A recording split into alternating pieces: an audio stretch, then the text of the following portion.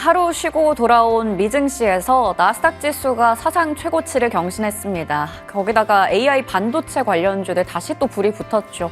하지만 오늘 국내 증시는 이를 크게 반영은 못하는 것 같습니다. 일단 지수상으로 봤을 때 코스피, 코스닥 모두 0.8%대 정도 밀리고 있는 구간이고요. 코스피는 2,700선 아래에서 움직이고 있습니다.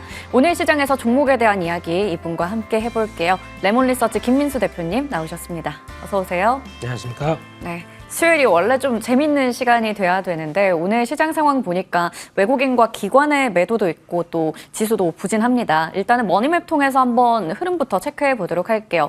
어제까지는 좀 지수 받쳐주는가 했던 삼성전자, 오늘은 또 약보합권에서 움직이고요. SK하이닉스도 강보합 정도에 그치고 있습니다. 한미반도체가 3%대 강세.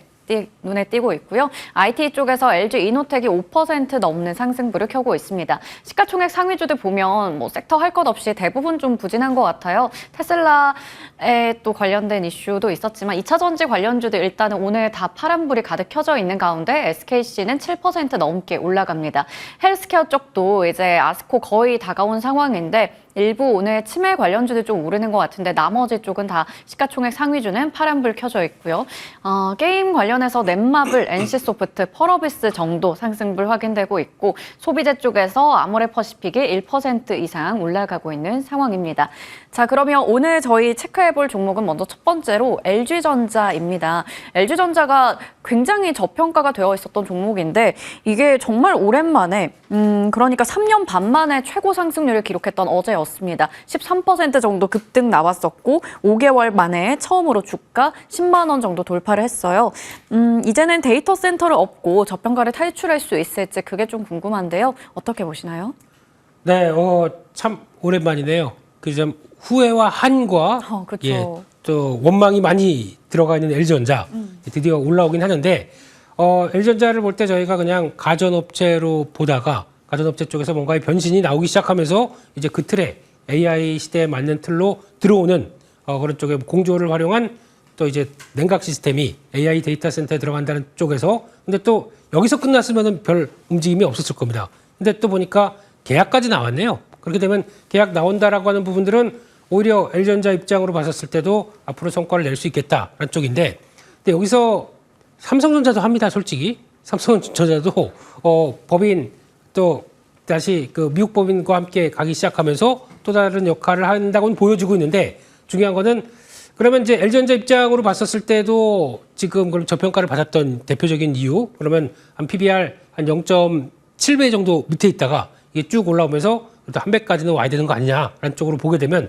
그런 변화들이 조금 더 가세될 수 있겠다라고 봐야 될 것 같고요. 속도는 추가로 또 그런 계약들이 나오느냐 이런 부분들도 체크를 해야 될 것 같은데 그렇게 되면은 PBR 한 배 수준이라고 하게 되면 12만 5천 정도쯤 됩니다. 그러면은 그 정도 부분까지 시도가 들어온다라고 하게 되면 그동안에 물리셨던 거나 아니면 이거 언제 탈출해야지 했던 부분들은 그 정도부터는 좀 슬슬 나올 준비를 하시는 게 어떨까 생각되고 있고 만약에 속도가 빨라진다, 수주의 속도가 빨라진다 그러면 이거는 좀 더 기다려 보셔도 되겠죠. 네, 일단은 목표를 그 정도로 잡고 그다음에 대응을 하시는 게 좋다고 생각됩니다. 네, 우선은 12만 5천 원 정도 가격을 설정해 주셨습니다. 계속해서 또 좋은 소식들이 좀 나왔으면 좋겠다라는 생각도 들어요. 이렇게 무거운 종목이 급등이 나왔으니까요. 또 반가운 소식 기다려 보겠습니다. 자, 그리고 리뷰 하나 해볼게요. 저희 4월 24일 종목이었던 GNC 에너지입니다. 이쪽도 마찬가지로 AI 전력 수요 관련해서 많이 올랐었는데 목표 주가였던 10,000원을 찍고 나서 그 이상을 찍었죠. 그 이후에 주가는 일단 8,000원대로 다시 떨어졌습니다. 자, 상승률 지금 46% 이상이에요. 어떻게 하면 좋을까요, 대응을? 네, 일단 실적 괜찮고 거기다가 AI 데이터 센터와 관련된 여러 가지 또 연료 전지에 대한 기대감 같이 붙어 있게 되면은 갔다가 이제 또 차익 매물 소화하는 과정이라고 봐야 되겠죠. 그런 쪽에서 아마 또 지열 발전소나 나오고 있는 여러 가지 모멘텀을 생각했을 때 발전에 대해서는 또 하나의 축을 차지할 수 있겠다라는 쪽으로 봤을 때는 일단 어느 정도 지지권 마련하는지 그럼 보시고 지지권에서의 변화 체크해가는 게 맞지 않나 그런 쪽에서 지금은 바로 갖고 계셨던 분들은 거의 정리하셨겠죠. 네. 4월 24일이면 되게 오래됐습니다. 또 수익을 내셨다면 아마 네. 목표 주가를 넘어섰기 때문에 네, 챙기고 나오셨는데 지금 다시 들어가 봐? 라고 이렇게 보고 계신 분들도 계실 것 같은데 그런 때에서 지지권이 좀 확인돼야 될 것 같아요. 네, 지금 한 8,000원대 초반 정도쯤에서 마련되든지 그럼 보시고 추가 대응 여력을 한번 보셨으면 좋겠습니다. 네, 좋습니다. 지지 라인 좀 잘 체크해보자라고 말씀을 해주셨네요. 다음에 또 기회가 된다면 AS 받아보도록 하겠습니다.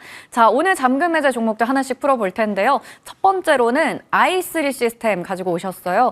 해외로 진격하는 K방산. K방산은 하반기에도 모멘텀이 풍부합니다. 여전히 지금 시장에서 주목하고 있는 섹터이기도 하고요. 네. 첫 번째 투자 포인트 보겠습니다. 적외선 영상 센서 관련된 기업이라고요. 네. 적외선 영상 센서 멋있죠, 뭔가? 네. 적외선 하면은 저희가 우리 눈으로 볼 수 없는 자외선, 적외선 이런 거 있죠. 이렇게 뭔가 꿰뚫어 보는 느낌? 이제 스펙트럼 있으면 이쪽하고 이쪽에 네. 문과입니다. 네. 근데 이렇게 나오는 거 있다 보니까 거기서 이런 변화들. 그래서 아마 방산 쪽에 많이 쓰이다 보니까 그쪽에서 나온 거나 적외선 쪽은 한 86%. 근데 양산은 우리나라에서 처음으로 한 회사입니다. 그런 쪽이고 게다가 또 그다음에는 엑스레이 영상 센서 관련된 쪽이죠. 이쪽을 봤을 때는 예전에 한번 소개는 시켜드렸어요. 네. 소개시켜드리고 주가가 한번 급등했다가 다시 이 정도까지 내려와 있는데 여기서는 실적 흐름들도 확인됐기 때문에 한번 좀 봐도 되지 않나 하는 관점 쪽에서 한번 가져와 봤습니다. 네, 좋습니다. 그런데 이러한 적외선 영상 센서, 뭐 엑스레이 영상 센서 이런 쪽에 많이 쓰인다고 하는데 이게 뭐 다양한 분야에도 있지만 일단 우리가 지금 주목하는 건 방산 쪽이잖아요. 그 네. 부분 체크해 볼게요. 네, 일단 이쪽의 쓰임새는 되게 많죠. 네. 방산뿐만 아니라 또 우주항공에도 쓰일 수 있고 게다가 또 치과용 이런 쪽으로도 들어간다고 그렇죠. 합니다. 네. 그런 쪽에서 또 빼놓을 수 없는 게 라이다 센서 있죠. 네, 그쪽으로도 아마 관련주 쪽으로 움직일 수 있는 변화인데 개발 중이다 보니까 적외선을 활용해서 나올 수 있다라고 하게 되면 또 하나 자율주행과 관련된 쪽 막 모멘텀 나올 때도 한번 부각 받을 수 있다는 거 한번 보셨으면 좋겠고요. 게다가 또 군수 분야 쪽에서는 거의 독점적인 지위라고 알려져 있죠. 특히 정밀 탐지 필요한 전차, 헬기, 유도무기 이런 쪽에서는 아마 이런 쪽이 필수적으로 적용이 돼야 될 수밖에 없기 때문에 그래서 아마 개당 5천만 원이라고 하는데 평균 한 2개 정도 장착되는 이런 쪽이 들어간다라고 하게 되면 오히려 또 수주와 수익성은 또 확 좋아지는 모습들이 나오겠죠. 이런 게 보통 방산 쪽이다 보니까 계약은 5년, 10년 단위로 장기로 합니다. 그렇게 됐을 때 나올 수 있는 변화라고 하게 되면 수주받았던 게 그렇게 크게 흔들리지는 않는다는 얘기겠죠. 그런 쪽에서 이런 분들이 성과 좀 내가는지 계속 확인하게 되면 또 좋은 변화가 나오지 않을까 생각되고 있습니다. 네, 군수 분야에서 독점적인 지위를 가지고 있습니다. 그렇기 때문에 또 수혜 기대감도 가져갈 수 있을 텐데요. 실적으로도 연결이 잘 되는 것 같더라고요. 네, 그렇습니다. 그래서 작년에 실적 변화 기대감 보고 한번 플레이가 나왔다가 올해는 일단 또 약간 좀 주춤하고 거기다가 또 최근 들어서는 약간 우주항공 쪽과 연결되는 종목들도 많이 움직였었죠. 네, 그러다 보니까 거기와 연관된다라고 하게 되면 같이 변화도 나올 수 있겠다라고 보고 있는데 작년에 턴어라운드가 성공이 됐고요. 그럴 때 보니까 영업이 마진이 한 10%대까지는 올라온 것 같습니다. 그런 쪽에서 좀 더 확산되는지 한번 보셨으면 좋겠고요. 이런 변화 나오게 되면 레벨업, 그러니까 매물 소화되는 과정들이 아직까지는 좀 이어진다고 하더라도 슬슬 방산주와 함께 움직임 나온다 그러면 두 번째 방산주가 떴을 때는 같이 동참하면서 움직이지 않나 이런 쪽도 한번 보셨으면 좋겠습니다. 네, 어제는 또 한국항공우주가 정말 오랜만에 신고가 찍는 모습 보여줬는데 오늘은 일단은 우주항공주 좀 쉬어가고 있긴 합니다. 하지만 방산에 대한 모멘텀 또 우주항공청 개청하고 나서 여러 가지 이슈들까지 더해진다면 이런 실적 부분에서도 더 기대할 수가 있겠죠. 지금은 일단 3월 말쯤에 찍었던 고점 대비해서 많이 눌려 있거든요. 어느 네. 정도 목표 주가 바라보세요? 그 정도 라인 정도는 한번 들어오지 않을까 싶어서 목표가 49,000원대 정도까지 생각을 해볼 수 있을 것 같고요.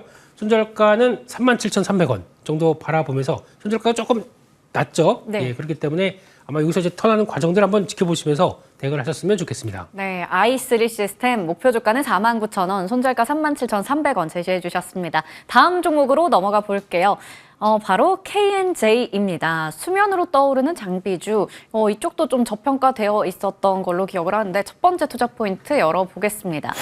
3D 랜드, 이 업황 회복에 대한 기대감 상당히 크잖아요. 네, 그렇습니다. 일단 장비주가 아니라 소재주 쪽이 더 매출은 크다 보니까 네. 그렇게 보셨으면 좋겠고 K&J 하게 되면은 반도체와 OLED 모두를 아우르는 대표적인 종목입니다. 네. 이런 거 한번 또 눈여겨봐야 되겠죠. 좋습니다. 네, 그래서 아마 3D 랜드 쪽에서는 보면 이제 적층했을 때 애칭 공정 중요하게 되는 과정들 이런 거 봤었을 때 들어가는 소모품, 그때 SiC가 실리콘 카바이드 그 포커스 링 이쪽에 대한 강점이 있기 때문에 이와 관련된 부분들이 거의 매출의 70% 이상 차지한다라고 하게 되면 이게 주축이 되면서 움직이는 그런 변화라고 봐야 되겠죠. 그런 쪽에서 당연히 소모품이다 보니까 계속 또 들어가는 부분들, 그래서 아마 실적 동향에서도 작년부터 1, 2년 전부터 이제 나오기 시작하는 부분이기 때문에 이에 따른 변화 나오기 시작하게 되면 반도체의 또 미세화, 그리고 또 그 다음에 나오는 이런 공정상의 좀 고도화된 부분들이 그대로 또 영향을 끼치는 부분들이 있다라는 쪽도 보셨으면 좋겠습니다. 네.